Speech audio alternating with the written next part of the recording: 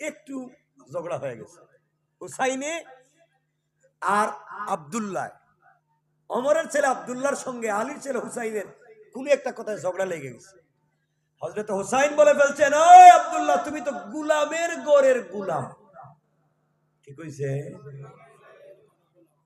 আমরুলের মাথা ফাড়াইয়া দিতাম বাড়ি দিয়ে। হযরতে আব্দুল্লাহ শুনছেন, বাপের কাছে গিয়ে কইছে, আব্বা তুমি শুনছো কিছু? কয় না। কয় যে হুসাইন আছে না, ও আমারে গোলামের করে গোলাম কয়, গালি দিছে। হযরত ওমর কি ঠান্ডা মানুষ নি, গরম নি, ডাইরেক্ট আব্দুল্লাহরে নিয়ে চলো আলীর বাড়ি। আলী, তোমার ছেলে নাকি আমার ছেলের গোলামের ঘরে গোলাম কইছে। আমার ছেলে হুসাইন এই কাম করতে পারে? হুসাইনকে ডাকছে, হুসাইন তুমি কি সত্যি এর গোলামের ঘরে গোলাম কইছো? কইছি তো। কইছি তো। না, তুমি এই কথা কইতে পারো। 100 বার আমি কইছি। আল্লাহু আকবার বলেন। হযরত ওমর বলছেন, দেখছো আলী, তোমার ছেলে কিন্তু আমার ছেলেরে গালি দিছে। আমি কি করতাম ক? আব্দুল্লাহ দাঁড়াইয়া বলছে, আব্বা তুমি আব্বা হিসাবে না, তুমি এই রাষ্ট্রের খলিফা হিসাবে বিচার দিলাম, আমারে হুসাইন কেন গালি দিছে এর বিচার তুমি কইরা দাও। ওমর বলছেন, আলী বিচার কি করবো? রাজি নি? রাজি মানি 100 বার রাজি। বিচার করবেন করেন।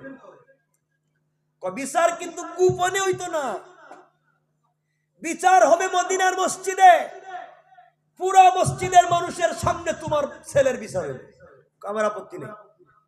সুবহানাল্লাহ বলুন। দেখছেন কত বড় কথা? আলীর ছেলের বিচার, তাও মসজিদের ভিতরে হাজার হাজার মানুষের সামনে নিয়ে গেছেন। হযরত ওমর বলতেছেন, হুসাইন তুমি কি আমার ছেলের গোলামের ঘরে গোলাম কইছো? কইছি তো।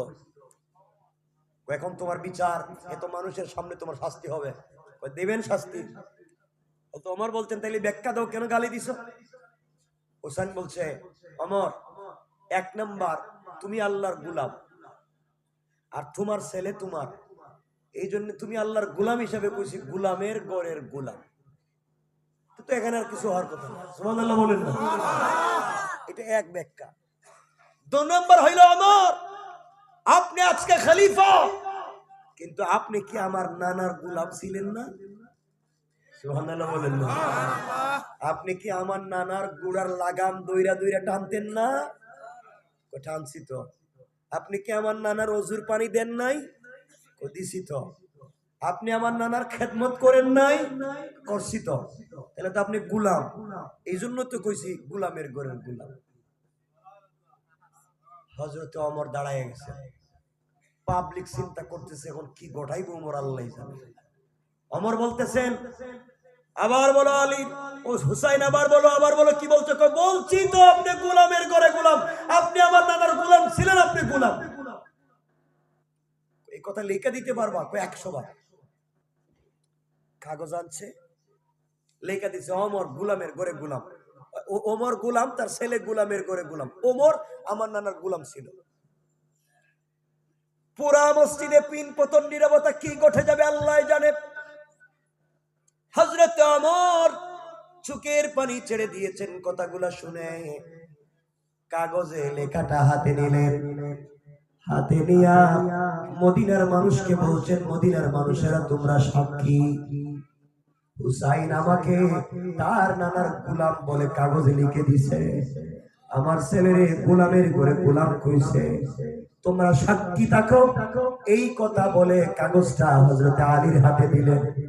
আলীরে ডাক দিয়া বলছেন, আলী আমি ওমর তোমার কাছে এই কাগজটা আমানত রেখে দিলাম, কারণ হুসাইন এমন এক যুবকের নাম যার মাথার চুল থেকে পায়ের পাতা পর্যন্ত এমন কোন জায়গা নয় যেখানে আল্লাহ রাসূল মুহাম্মদ নিয়ে তারে চুম্বন করে নাই।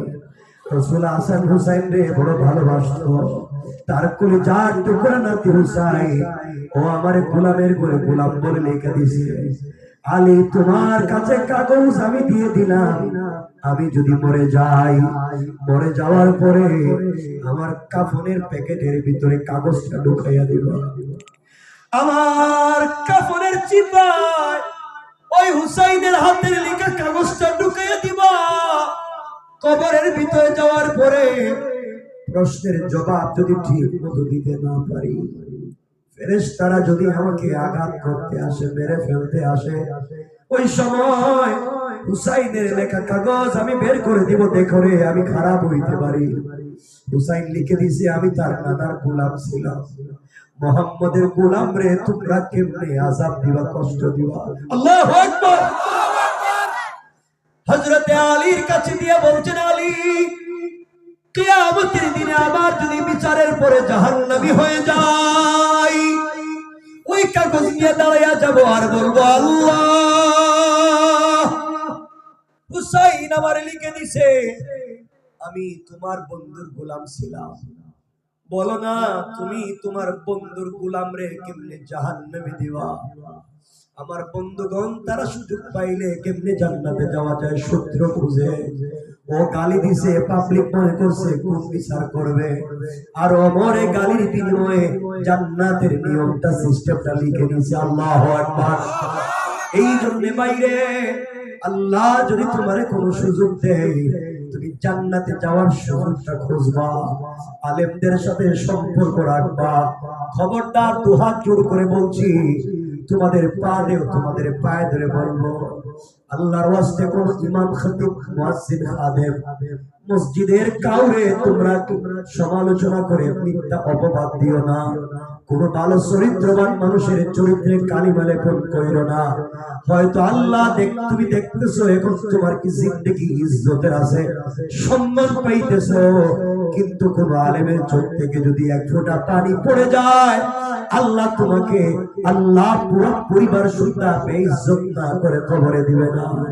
এই জন্য খবরদার, খবরদার, কোন দিনও আমরা কোন ভালো মানুষের সমালোচনা করব, বলেন করব? আমরা কিছু হলেই সমালোচনা করি। দেখলেন দুলাইখাল দিয়া এক ছেলে রিক্সা একটা মেরে নিয়ে যায়, আপনি চিন্তা করলেন, দেখছো কত বড় খবিশ, চরিত্রহীন ছেলে, কার মেরে নিয়ে কলেজ থেকে এখন যাইতেছে রিক্সা কোন পার্কে। এই কথাটা বলা চূড়ান্ত পর্যায়ের গুনাহ এবং চাইরো মুসবে হারাম। কথা বুঝলেন? কারণ তুমি ধারণা করছো হইতে পারে ওই মেয়েটা তার স্ত্রী, হইতে পারে না? হইতে পারে না? হইতে পারে ওই মেয়েটা তার স্ত্রী, হইতে পারে ওই মেয়েটা তার বোন, হইতে পারে ওই মহিলাটা তার মা। কথা বলেন না কেন? এজন্য খবরদার কাউকে সমালোচনা করবা না। নিজের দিকে তাকাও, নিজের চরিত্রের দিকে তাকাও। নিজের জীবনে ভুলের অভাব নাই। এই কয়েকদিনের জিন্দেগিতে কেন আমরা ভুল পথে যাব? এই জন্য আল্লাহর ওয়াস্তে আমি যদি আপনাদের কাছে ভুল কইরা থাকি, আমি তো 8-9 বছর এখানে না নারিন্দায় 8-9 বছর ছিলাম, আমিও যদি ভুল কইরা থাকি মাফ করে দিবেন না? আমি এখন দেখেন দেশে বেশি সময় থাকি না, কয়েক মাস থাকি, তাও বাইরে চলে যাই, থাকি না। এই জন্য আমি কষ্ট দিলে মাফ চাই, আর আপনাদের জন্য দিল খোলা দোয়া ভালোবাসা থাকবে, আপনারা আমার মাফ করে দিয়েন। আমি চাই না, আমরা কি চাই না আজকে যেভাবে বসছি জান্নাতে ভাবে বসতে চাই না? চাই না? ভালোবাসা নিয়ে যেতে চাই। আমাদের কিচ্ছু নাই, আমাদের অ্যাসেট ভালোবাসা। আমাদের অ্যাসেট কি? ভালোবাসা। আল্লাহ আমাদের সবাইকে কবুল করুক। সকলে পড়েন আমিন, আরো জোরে পড়েন আমিন। খবরদার, আবারও বলে দিচ্ছি, কারো সমালোচনা করবেন না, গীবত শিকায়াত করবেন না।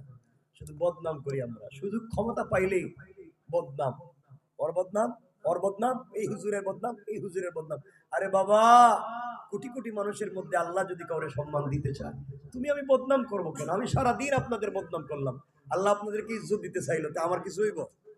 এই জন্য খবরদার, কেউ এই কাজে যাব না, কেউ কাউকে ছোট করব না। ইজ্জতের মালিক কে? আল্লাহ। কে? আল্লাহ। খবরদার, খবরদার, কারণ আল্লাহর কাছে কোনো জিনিসের দাম নেই। এই সুখের পানির কঠিন দাম আছে, সুখের পানির অনেক দাম। আবারও বলতে, চোখের পানির অনেক দাম। আল্লাহ রাসূল বলছেন, পুরা দুনিয়া